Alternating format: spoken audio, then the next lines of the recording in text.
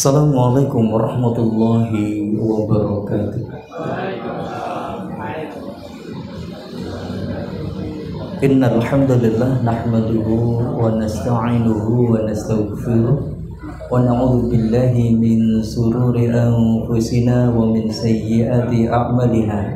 May yahdihillahu fala mudilla lahu wa may yudlilhu fala hadiya lahu. Asyhadu an la ilaha illallah wahdahu la syarika lah wa asyhadu anna Muhammadan abduhu wa rasuluhu la nabiyya ba'dah. Allahumma salli ala Muhammad wa ala ali sayyidina Muhammad la khawla wa la quwwata illa billah amma ba'du. Faya yurhadirun ittaqullah kama qala ta'ala a'udzu billahi minasy syaithanir rajim. Ya ayyuhalladzina amanu ittaqullaha haqqa tuqatih wa la tamutunna illa wa antum muslimun. Wa qala fi ayatin ukhra Ya ayyuhalladzina amanu taqullaha wa qulu qawlan sadida yuslih lakum a'malakum wa yaghfir lakum dhunubakum wa may yuti'illaha wa rasulahu faqad faza fawzan 'azima. Wa qala nabi ittaqillaha haitsuma kunta wa atbi sayyi'atal hasanata tamhuha wa khaliqin nasa bi khuluqin hasanin. Allahumma la sahla illa ma ja'altahu sahla wa anta taj'alul hazna idza syi'ta sahla. Hadirin sekalian, jamaah kajian parkiran dakwah Masjid Madio Mangunkarso Semarang yang semoga dirahmati oleh Allah Subhanahu wa taala. Bagaimana kabarnya malam hari ini? Alhamdulillahirabbil alamin. Adalah sebuah kalimat sederhana, kalimat hamdalah, tetapi ini adalah ungkapan rasa syukur kita kepada Allah, dan ini adalah wajib bagi kita. Karena kenikmatan demi kenikmatan selama ini kita regu, maka kenikmatan itu menghajatkan untuk disyukuri. Karena kalau tidak disyukuri nikmat-nikmat tersebut, maka ada konsekuensi-konsekuensi yang lain yang ini sangat tentu akan menjadikan kita sebuah bahaya. Allah ngendikan di dalam Al-Quran surah Ibrahim ayat yang ke-7, A'udzu billahi minasyaitonir rajim. La in syakartum la azidannakum wa la in kafartum inna 'adzabi lasyadid. Barang siapa yang mensyukuri nikmatku, kata Allah, maka akan aku tambah. Akan tetapi barang siapa yang kufur, yang tidak mau mensyukuri nikmat-nikmat tadi, inna 'adzabi lasyadid, sesungguhnya azab Allah itu amatlah pedih. Jadi kenikmatan itu wajib kita syukuri, karena kalau tidak kita syukuri nikmat tersebut bisa berbuah azab. Dan untuk mensyukuri nikmat tidak mesti harus menunggu kita mendapatkan hal yang sangat besar sehingga kita mendapatkan kebahagiaan, kesenangan ataupun sebuah kesuksesan, keberhasilan, hal-hal yang terlihat wah, kemudian baru kita bersyukur. Akan tetapi marilah kita dengan memperbanyak syukur, maka Allah akan mengaruniakan kenikmatan-kenikmatan itu. Bahkan terhadap hal-hal yang terlihat sepele dan terlihat kecil di mata kita, karena sudah setiap hari kita merasakan alah mung koyok ngene wae. Ada sebuah kisah ketika ada salah seorang ketika di Timur Tengah, ada salah seorang kakek, saya sebutkan kakek karena umurnya sekitar 74 tahun ya. Ketika dia di rumah sakit, kemudian dia harus ditangani dokter karena merasa sesak nafasnya. Di dalam rumah sakit tersebut kemudian diberikan oksigen. Setelah selesai dan dia merasakan baik, akhirnya dia harus membayar ya. Setelah mau pulang harus membayar dan diberikan nota-notanya itu ya kurang lebih 2,5 juta ya, kurang lebih misalkan segitu. Begitu dia diberikan nota tersebut untuk membayar ya oksigen yang dia gunakan itu untuk memperlancar oksigen yang dirasakan tadi, dia nangis gugluk. Kemudian dokternya bilang, "Pak, nek jenengan boten saged bayar, mungkin saged dirembuk teng wingking." Dia semakin nangis gugluk ya. Bukan itu maksud saya. Kalau toh seandainya saya disuruh membayar 2 kali lipat, insya Allah saya masih sanggup. Tetapi adalah selama 74 tahun ini saya diberikan oleh Allah kenikmatan bisa bernafas dengan lega tanpa harus menggunakan tambahan oksigen.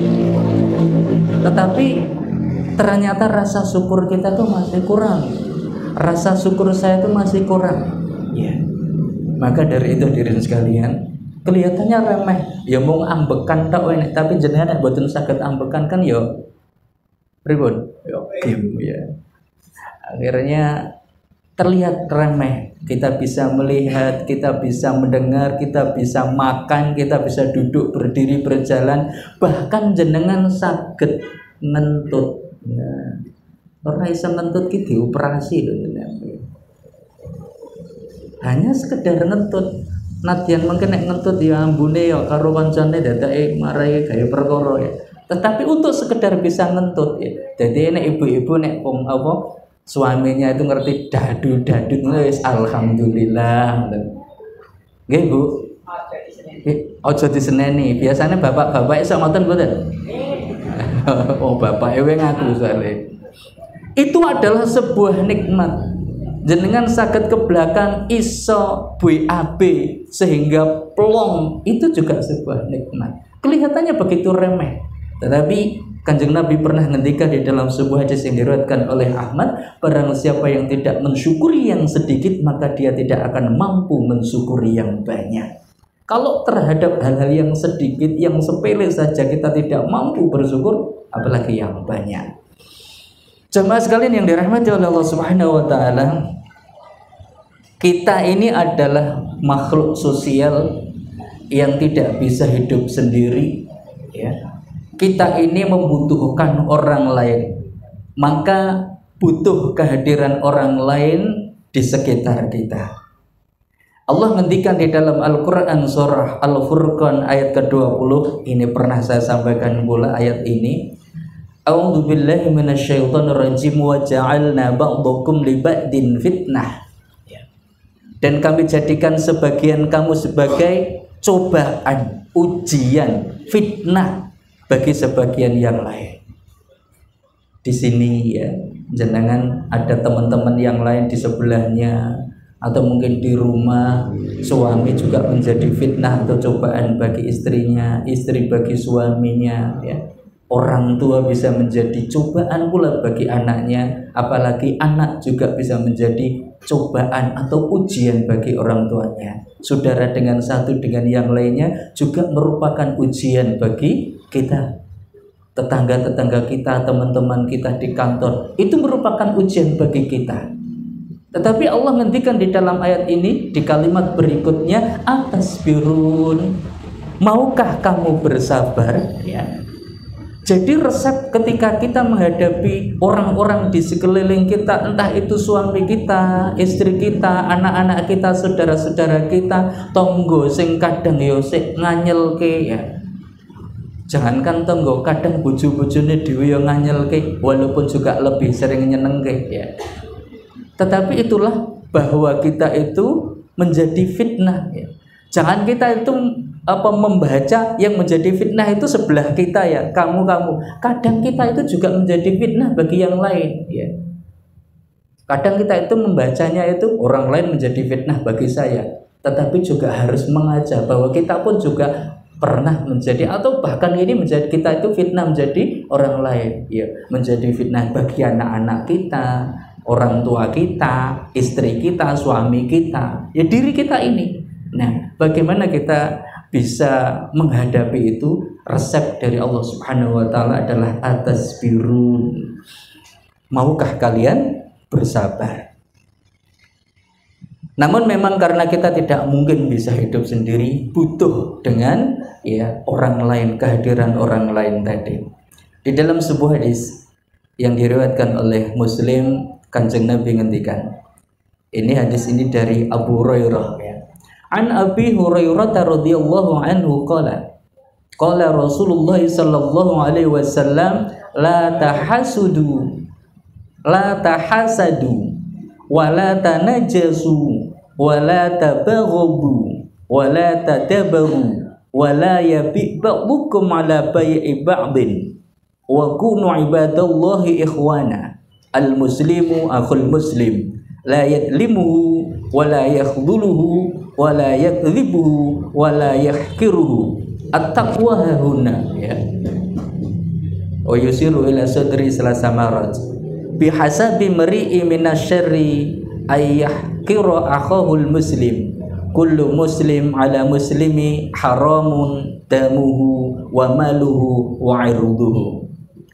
Dari Abu Hurairah radhiyallahu an, Kanjeng Nabi Muhammad sallallahu alaihi wasallam bersabda, janganlah kalian saling dengki, janganlah kalian saling hasad, saling menipu, saling marah, janganlah kalian saling memutuskan hubungan, dan janganlah kalian menjual sesuatu yang telah dijual kepada orang lain. Jadilah kalian hamba-hamba Allah yang bersaudara. Seorang muslim adalah saudara bagi muslim yang lainnya.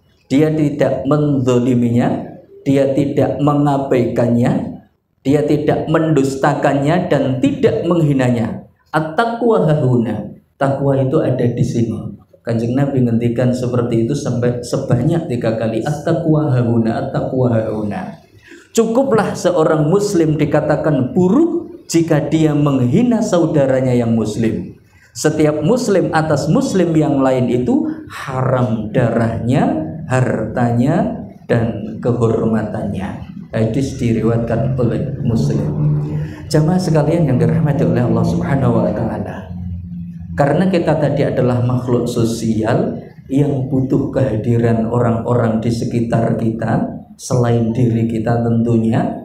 Tetapi memang nanti ketika kita berhadapan dengan mereka pasti akan menemui dengan berbagai karakter manusia. Dan pesan dari Kanjeng Nabi tadi bahwasanya kita dilarang, janganlah kalian saling dengki, janganlah kalian itu saling hasad ataupun hasud. Hasad itu adalah dia tidak suka ketika orang lain mendapatkan kebahagiaan. Dia tidak senang ketika melihat orang lain itu mendapatkan keberhasilan. Dia tidak suka ketika orang lain itu mendapatkan kenikmatan dari Allah. Tetapi dia akan gembira, senang, dan merasa pokoknya lega ketika orang lain itu mendapatkan kesengsaraan, penderitaan, atau kegagalan. Nah, ini adalah sebuah penyakit hati yang harus kita hindari dan harus kita buang betul penyakit hati yang bernama hasad ini. Kanjeng Nabi ngendikan di dalam sebuah hadis yang diriwayatkan oleh Abu Dawud, jauhkanlah dirimu dari hasad, karena sesungguhnya hasad itu memakan kebaikan-kebaikan sebagaimana api memakan kayu bakar. Hasad ataupun hasud itu bagaikan api memakan kayu bakar. Dia akan menghanguskan kebaikan-kebaikan yang kita punya. Jenengan saben dintene salat setiap hari, bahkan puasa Senin Kemis, bahkan Daud bahkan jenengan berbuat baik kepada siapapun, misalkan kepada orang tua, kepada anak, tetapi ternyata ada hasad di dalam diri kita. Kita mempunyai banyak sekali amal ibadah, pahala-pahala amal ibadah, tetapi kita juga mempunyai penyakit hati yang bernama hasad tadi. Maka hati-hatilah, bisa jadi pahala dari yang kita punyai, dari ibadah-ibadah yang kita punyai nanti terbakar habis sebagaimana api melalap kayu bakar. Hasad itu bisa menghancurkan seluruh catatan amal soleh, karena hasad itu bisa menghasilkan kebencian. Kita akan susah memberikan rasa cinta kepada orang yang kita hasati, ya. Sehingga sulit kita itu pun juga memberikan kebaikan kepada orang tersebut, kepada orang yang kita hasati, entah itu saudara kita, entah tetangga kita, teman kita, bahkan mungkin istri kita, suami kita, orang tua kita. Sangat mungkin hasad itu ada pada diri kita yang akhirnya tertuju kepada mereka. Naudzubillah summa naudzubillah, harus kita hilangkan penyakit hasad ini. Karena akan susah kita itu akan berbuat kebaikan kepada orang yang kita hasati. Kita pun juga akan susah mendapatkan kebaikan dari dia. Karena di mata kita orang yang kita hasati itu senantiasa jelek, buruk, ya, tidak pernah benar, ya, dia itu salah, ya. Apapun di mata kita orang tersebut salah, ya. Jamaah sekalian yang dirahmati oleh Allah Subhanahu wa taala, itu adalah larangan dari Kanjeng Nabi tadi. Kita dilarang untuk saling dengki, saling hasad, ya. Kemudian yang selanjutnya juga dilarang, tadi ada larangan, ya, janganlah kalian menjual sesuatu yang sudah dijual kepada orang lain, ya. Ada yang maksudnya ini sudah ada yang paham, ya? Janganlah kalian menjual sesuatu yang telah dijual kepada orang lain. Ada yang tahu maksudnya? Ada? Ada yang tahu enggak? Ada? Paham? Ini nanti bisa termasuk juga, misalkan begini, ada salah seorang wanita yang dia itu telah dilamar, itu juga tidak boleh kita menerima lamaran orang lain ketika kita sudah menerima lamaran yang pertama, ya. Ketika lamaran yang pertama orangnya biasa tapi juga mungkin soleh gitu, yes, akhirnya yaudah tidak apa-apa, kita rembukan sama anaknya, sama si wanitanya, oke, kita terima, kemudian pulang. Dalam beberapa waktu kemudian ada yang datang nggawa mobil, anaknya pejabat, ganteng pisan, gagah. Wah, lagi piye? Deknen teko ngelamar anake. Akhirnya piye ya? Ditompo sing piye? Akankah tetap memberati yang pertama atau menerima yang kedua? Tidak boleh kita menerima yang kedua walaupun dia itu mempunyai kelebihan yang tadi, ganteng, sugih, anak pejabat, ya. Tidak boleh. Sebagaimana tadi, kita tidak boleh menjual sesuatu atau barang yang sudah kita jual kepada orang lain. Saya dulu penjual handphone. Sebagai gambaran yang saya sebutkan ini sebagai sebuah analog. Handphone saya tata di holder itu ada beberapa gitu. Handphone di pojok ini kemudian ditawar oleh seseorang, Mas, ini harganya berapa? Oh, itu 1,5 juta. Jangan 1,5 juta. Bagaimana kalau 13? 1,3. Ya udah boleh. Ya udah wes 1,4. Gimana ya? Ya wes ora apa-apa, wes do badhe. Tetapi dia belum membawa uang atau uangnya kurang. Sik Mas, ini uangku masih kurang, saya mau ambil ATM. Ya, oke lah, tidak apa-apa, kita deal. Ini 1,4. Barang masih ditaruh di situ. Kemudian ada yang datang yang menawar, kemudian sama barang tersebut ditawar, Mas, ini harganya berapa? Ini 1,5. Dia masih belum disingkirkan, barang masih di situ dan dia tetap menerima pembeli yang kedua tadi. Ini berapa? 1,5. Jangan segitu, wis kurangi sithik wis ra apa-apa. 1,45 ya, 1,450 gimana? Nah, di sini kita tidak boleh menjual kepada orang tersebut. Kalau kita menjual kepada orang tersebut, walaupun kita mendapatkan kelebihan keuntungan 50.000, tidak boleh. Ini diatur di dalam Islam, ya. Makanya berhati-hatilah, ya, tentang jual beli. Bagaimana Umar itu sangat marah ketika di pasar, karena kebanyakan orang-orang di pasar itu pedagangnya tidak paham tentang fikih jual beli. Sangat berat, ya, tentang masalah jual beli. Kita dilarang menipu, kata Rasulullah SAW. Kemudian kita juga dilarang mudah marah, ya. Kita dilarang saling memberikan kemarahan, saling marah kepada teman-temannya, ya. La taqdub walakal jannah. Jangan marah bagimu surga. Bahkan orang yang mampu menahan amarah itu merupakan salah satu ciri-ciri orang-orang yang bertakwa. A'udzubillahi minasyaitonirrajim. Di dalam surah Ali Imran 133 134, wasari'u ila maghfiratin min rabbikum wa jannatin 'arduha as-samawati wal ardu 'iddat lil muttaqin. Dan bersegeralah untuk mendapatkan ampunan dari Rabbmu dan juga jannah yang luasnya seluas langit dan bumi yang diperuntukkan kepada orang-orang yang bertakwa. Siapakah dia? Ayat selanjutnya dikatakan di dalam firman-Nya tersebut, alladzina yunfikuna fis-sarra'i wad-dharra, yaitu orang yang gemar sedekah, gemar infak, baik dalam kondisi sempat atau sempit, dalam kondisi lapang ataupun dalam kondisi sempit, ya, dalam kondisi turah-turah duit atau dalam kondisi kurang, tetapi dia tetap gemar infak, tentu dengan persentase yang dia mengetahui, ya, tetapi tetap dia infak. Wal kadhiminal ghaidh, dan orang-orang yang mampu menahan amarahnya. Wal 'afina 'anil nas, dan orang yang mudah memberikan maaf kepada sesama. Wallahu yuhibbul muhsinin, Allah itu mencintai orang-orang yang berbuat baik. Jamaah sekalian yang dirahmati oleh Allah, bahkan di dalam hadis yang lain disebutkan Kanjeng Nabi ketika bertanya kepada para sahabat, siapa sih orang yang paling kuat itu? Ketika dijawab, sing kuat ki yo nek gelut menangan, ya. Ternyata bukan itu. Orang yang paling kuat itu adalah orang yang mampu menahan amarahnya. Walaupun dia seharusnya bisa melampiaskan amarahnya, tetapi dia mampu menahan amarahnya, dialah yang dimaksudkan orang yang paling kuat itu. Jemaah sekalian yang dirahmati oleh Allah, di dalam hadis tadi juga disebutkan diharamkan kita memutuskan tali silaturahim sesama muslim, ya. Sebaliknya harus dijaga bagaimana persaudaraan hak-haknya karena Allah Subhanahu wa taala. Dan memang di dalam Islam bukan hanya sekedar berbicara masalah akidah dan ibadah saja, tetapi juga di dalamnya terdapat urusan-urusan akhlak dan juga muamalah. Kemudian Kanjeng Nabi ngendikan at-taqwa hahuna. Takwa itu ada di sini, sampai dikatakan 3 kali. At-taqwa hahuna. Takwa itu ada di sini, di dalam hati. Maka pentingnya kita menjaga hati kita dari kekotoran-kekotoran yang bisa merusak hati, ya.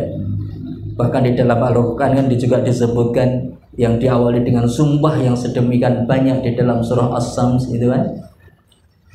Was-samsi wa duhaha wal qamari idza talaha wan nahari idza jallaha wal laili idza yaghshaha was samai wa ma banaha wal ardi wa ma takhaha wa nafsi wa ma sawwaha fa alhamaha fujuraha wa taqwaha qad aflaha man zakkaha. Sungguh beruntung orang yang membersihkan jiwanya, membersihkan hatinya. Itu diawali dengan sumpah yang sederet-deret banyak sekali oleh Allah Subhanahu wa taala. Sesuatu yang besar, sesuatu yang jelas-jelas urgent, gitu. Dikatakan qad aflaha man zakkaha, sungguh beruntung orang yang membersihkan jiwanya, wa qad khaba man dassaha, dan merugi orang yang mengotorinya.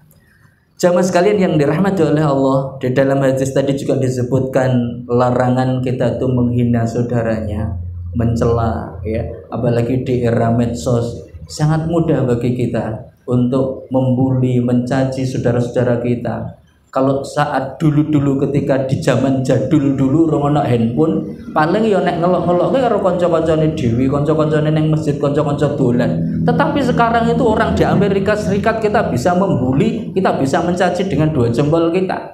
Wong-wong sing di atasan orang-orang pejabat-pejabat, orang yang bahkan kita tidak pernah ketemu itu, tulisan kita itu bisa mencela mereka, bisa membuli kita, seolah-olah tulisan kita dan lisan kita itu tidak akan dimintai pertanggungjawaban.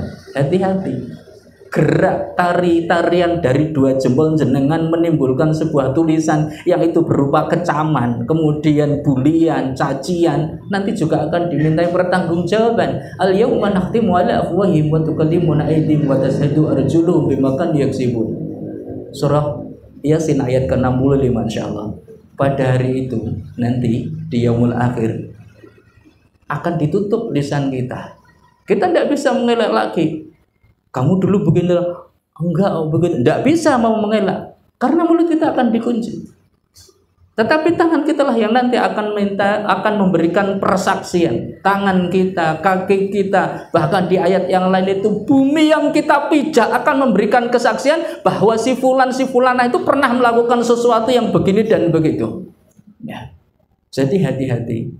Mari tulisan dan omongan kita dijaga baik di dunia nyata maupun di dunia maya, karena semua juga akan mendapatkan pertanggungjawaban kelak di yaumul akhir. Islam memang memerangi semua akhlak tercela karena hal tersebut berpengaruh negatif di dalam masyarakat Islam. Jamaah sekalian yang dirahmati oleh Allah Subhanahu wa taala, Allah berfirman dalam surah Al-Hujurat ayat ke-10, innamal mu'minuna ikhwah fa aslihu baina akhawaykum wattaqullaha la'allakum turhamun. Yang ingin saya garis bawahi adalah kalimat yang awal, innamal mu'minuna ikhwah. Kalau di dalam Al-Quran sering diterjemahkan, di Al-Quran Depak juga akan ditulis biasanya, orang-orang yang beriman itu sesungguhnya bersaudara. Orang-orang yang beriman itu sesungguhnya bersaudara. Tetapi kalau mungkin jenengan yang faham masalah kalimat-kalimat Arabiyah, yang masalah kalimat innama, itu sebuah pembatasan ya. Kalimat ini kalau ini terlalu agak umum ya, ketika diterjemahkan orang-orang beriman itu sesungguhnya bersaudara. Tetapi kalau menggunakan kalimat innama, maka sesungguhnya saudara dari orang-orang yang beriman itu hanyalah orang-orang yang beriman saja. Ya, yang lain. Yang benar-benar menjadi saudara itu bagi orang beriman ya hanya orang-orang beriman saja. Sebuah pembatasan kalimat tersebut. Jamaah sekalian yang dirahmati oleh Allah Subhanahu wa taala, dari Abu Hurairah beliau berkata, Kanjeng Nabi Muhammad sallallahu alaihi wasallam bersabda, seseorang di antara kalian tidak beriman jika belum bisa mencintai saudaranya sebagaimana dia mencintai dirinya sendiri. Kita sangat cinta kepada diri kita sendiri. Jenengan nek ngelih mesti golek panganan. Ya. Kalau haus pasti bagaimana caranya kita itu minum. Nek awake kotor kemudian kita mandi. Ya. Itu karena bentuk cinta pada diri kita sendiri. Nah, masih dikatakan oleh Kanjeng Nabi kecintaan kita kepada saudara kita sesama mukmin tadi. Ya. Itu belum dikatakan kita beriman atau belum sempurna keimanan kita kalau kecintaan kita kepada mereka itu sebagaimana cintanya kepada diri kita. Ya. Innamal mu'minuna ikhwah tadi. Dari Nu'man bin Bashir, semoga Allah meridai beliau, Kanjeng Nabi Muhammad SAW bersabda, perumpamaan kaum mukminin dalam cinta mencintai, sayang menyayangi, dan bahu-membahu seperti satu tubuh. Ya. Perumpamaan kaum muslimin tadi. Ya. Ini tidak ada sekat negara, sekat wilayah, kemudian suku, tidak ada. Kalau dia memang seorang mukmin, ya, kaum mukmin dalam cinta mencintai, sayang menyayangi, bahu-membahu seperti satu tubuh. Jika salah satu anggota tubuhnya sakit, maka seluruh tubuhnya akan ikut merasakan sakit juga. Ya. Dengan kesakitannya tersebut akhirnya tidak bisa tidur dan dia pun merasakan demam. Nah, tema kali ini tadi adalah demam karena cinta. Cinta kita sesama mukmin menjadikan kita demam. Saat ini saudara kita yang ada di Palestina sedang mendapatkan ujian yang sedemikian rupa. Mungkin kita tidak akan mampu. Bagaimana kekuatan ya saudara-saudara kita di sana selama puluhan tahun menjaga Al-Aqsa, kiblat pertama umat Islam, dan kita harus membantu mereka.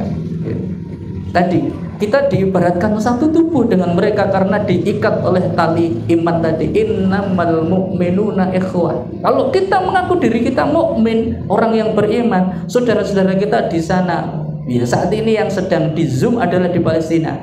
Ya, tidak di Palestina saja. Di tempat-tempat yang lain, selama dia seorang mukmin adalah saudara kita dan berlaku hadis ini. Ya, ketika sakit, ya, anggota tubuhnya itu karena tadi diibaratkan kecintaan mereka, bahu membaunya, sayang menyayang mereka itu laksana satu tubuh. Ya. Nek jenengan pernah kesandung? Pernah kesandung? Sering. Nek kesering lu yo kok yo. Ojo sering-sering. Ya. Mungkin pernah kesandung kemudian lisan kita secara refleks untuk astagfirullah, kemudian mungkin saking bantere kesandung akhirnya tiba geledak, akhirnya nangis karena ndak kuat menahan sakit. Itu satu tubuh, padahal yang kesandung sikile, jempolnya mengucur darah, tangannya kumlawe, itu karena satu tubuh dia. Bahkan karena mungkin sangke parahnya dia juga bisa merasakan deman murah iso turu gara-gara kesandung sikile, dan itu satu tubuh yang merasakan. Hadirin sekalian yang dirahmati oleh Allah Subhanahu wa taala,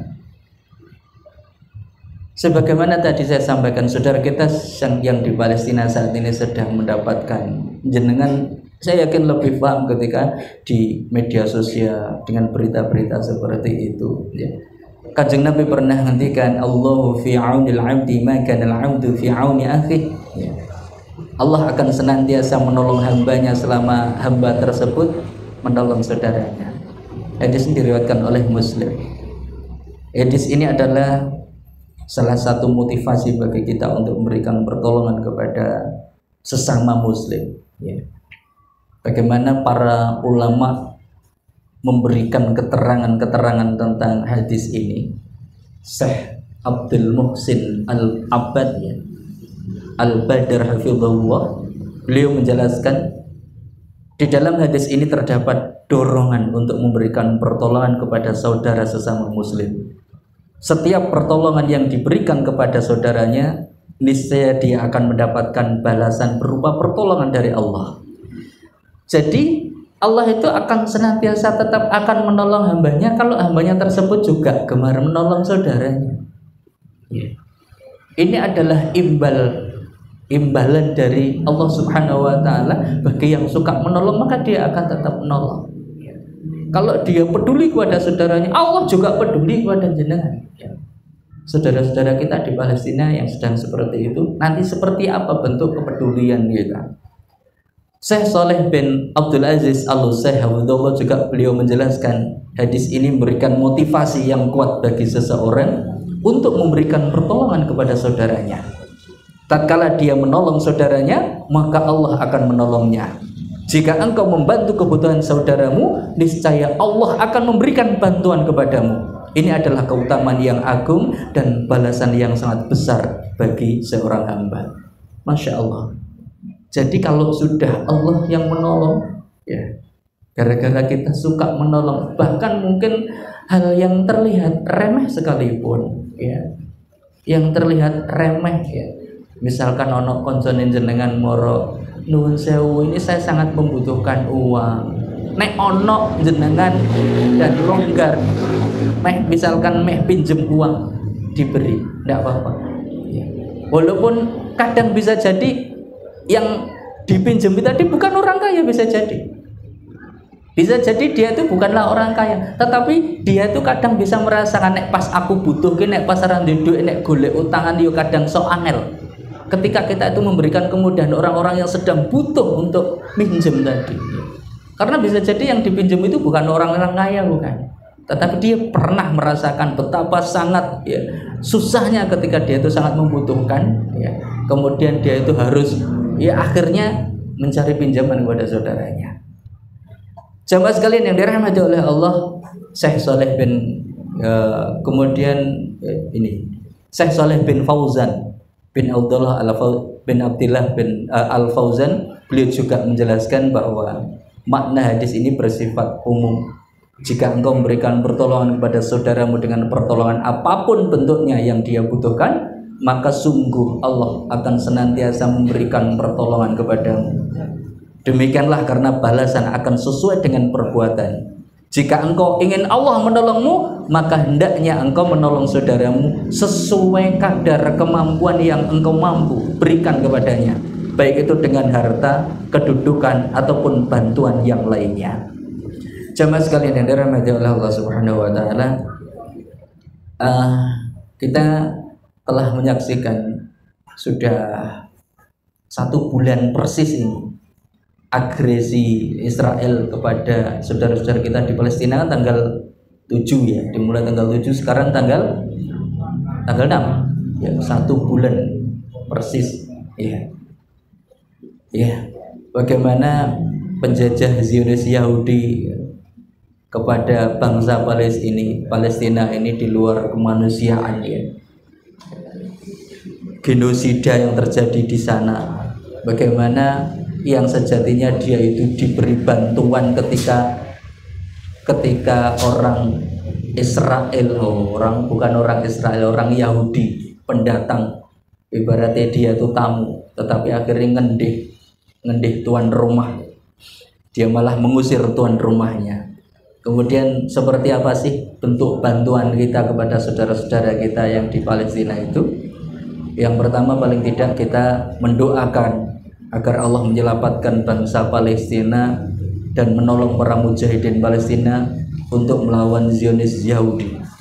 Dan kita juga mohon kepada Allah agar menekan, menghinakan, dan menghancurkan penjajah Yahudi, mencerai-beraikan mereka.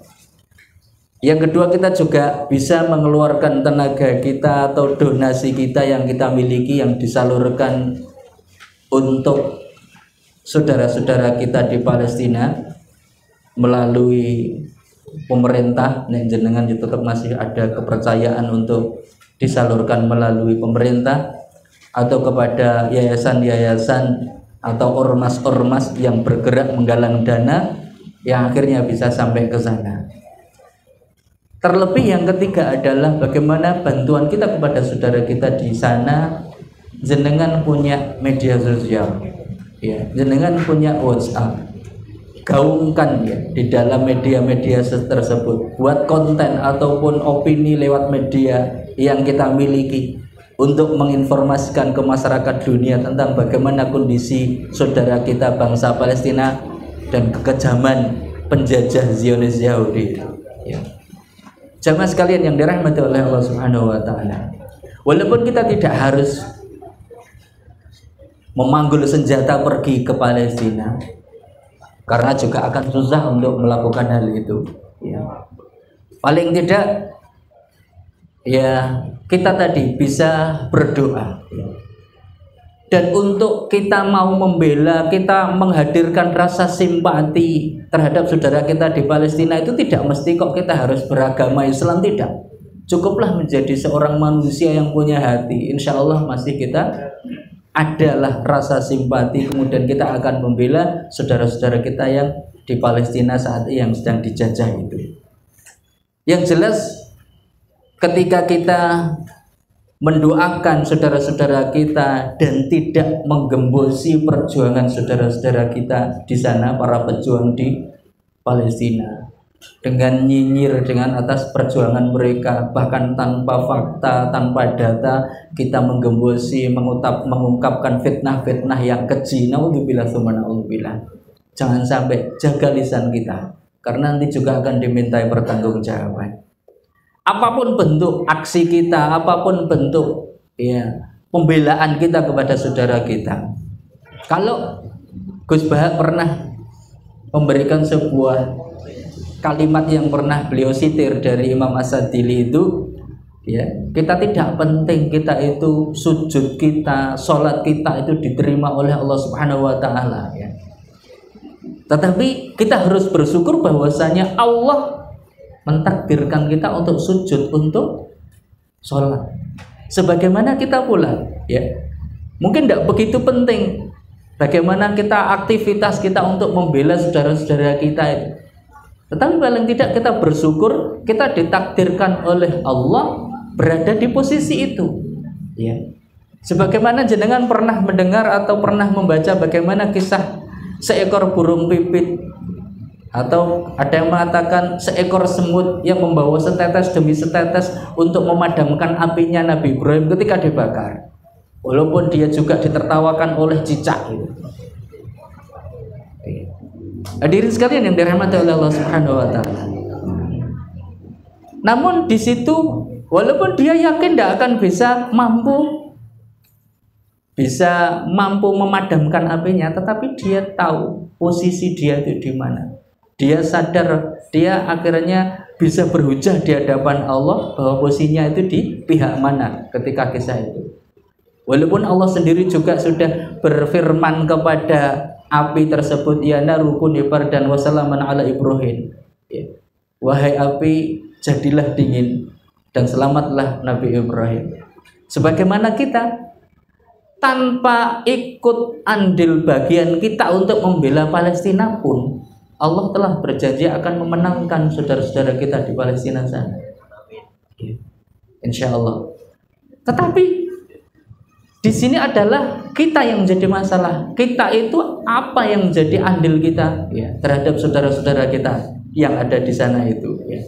Maka kita bersyukur ketika kita mungkin selama ini sudah pernah ikut ya andil bagian, entah itu mungkin donasi kita atau mungkin karena aksi atau mungkin minimal ya doa. Jangan remehkan masalah doa.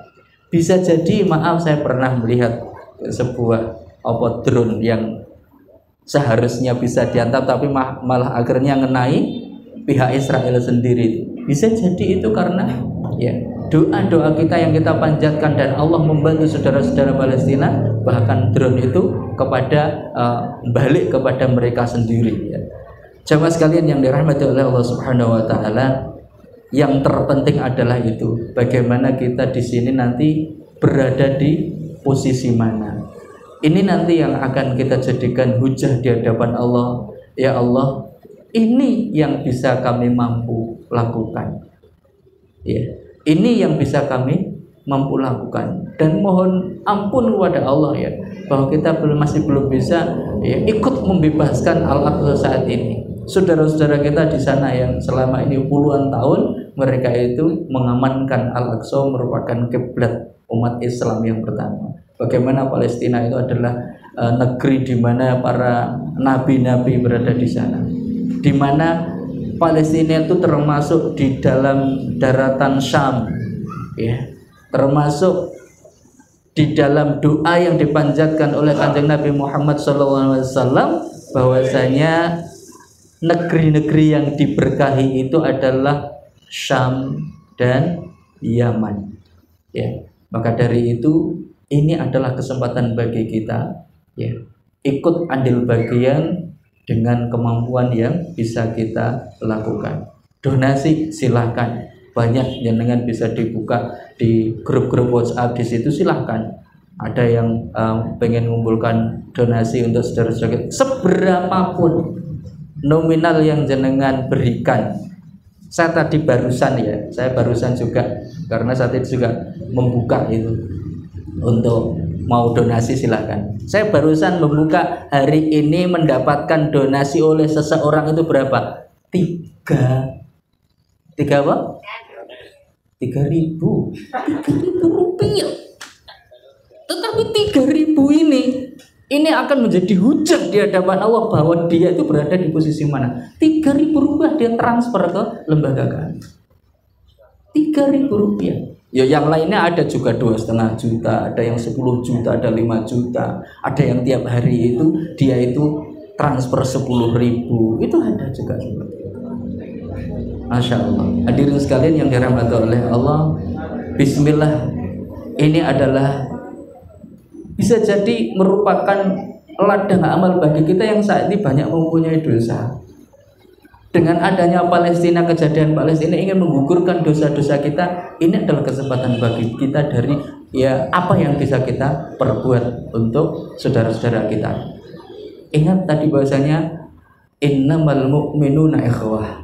Ya, sesungguhnya saudaranya orang mukmin itu hanyalah orang mukmin saja.